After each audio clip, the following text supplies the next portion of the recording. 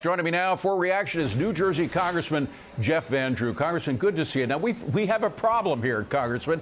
If anyone in Congress says there's a problem with Social Security, they're immediately labeled by the other side as wanting to destroy Social Security and Medicare. How do you deal with that?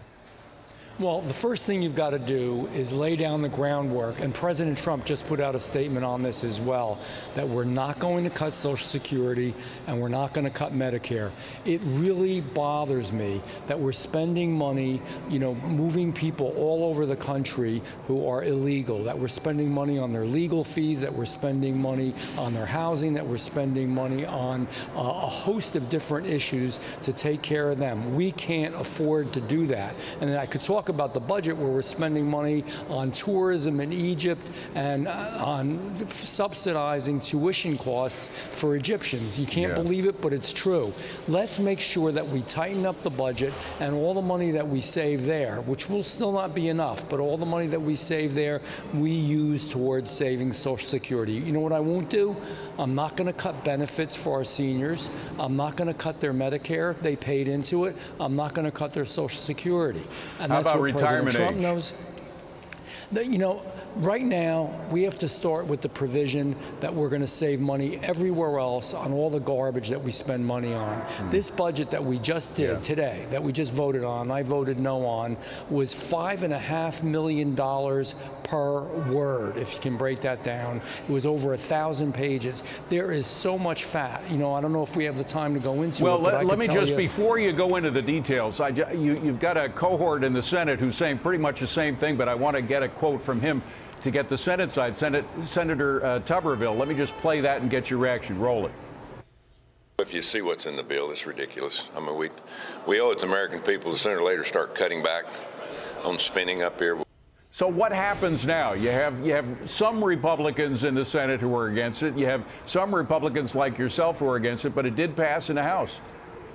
It passed in the House. Actually, the majority of Republicans voted against it, but I've certainly voted against it. And Tuberville has a good point. Here's the deal. We have to stop this kind of spending. We are spending. But how if you don't have the votes, Congressman?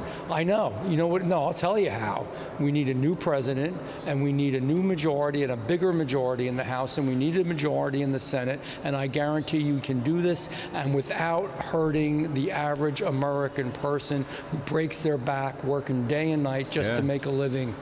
Well, I'm with you, but again, the numbers are the key element here. And you just had news that Mike Gallagher is going to be leaving on sometime in April, I think, next month. He's going to be leaving Congress, so you have one fewer Republican congressman to vote with you. So I just ask, what are you going to do if the numbers aren't there? I know we have an election coming up, but between now and the time the next president is inaugurated, what do we do? Well, we've got to stand our ground as much as we can. We shouldn't close government. The Speaker has been dealt a terrible hand. He's got an impossible situation on his hands. And I hate to say this. You know what I was for originally? As was Congressman Jordan, doing a CR that would have gone to the end of the year with a 1% cut, and not expanding as we actually have now, expanded government where we're spending money. You know what, we're putting a lot of money into the border in this budget, but not for what you and I want to see, not for buttoning it up. We're putting money into the border to actually facilitate quicker catch and release, to process them more quickly. To empower the bureaucracy, not the actual border guards. But finally, I just want to get your yes or no on this. I assume the fact that you vote against it, from what you're saying, that doesn't mean that you're for vacating the Speaker's chair, as Marjorie Taylor Greene wants to do. No, I am not. That's not going to be productive now. We've got one job ahead of us, to win the election, and then we can bring our America back home. All right. Well, Congressman, we appreciate you being with us. Have a wonderful weekend. Thanks for being here.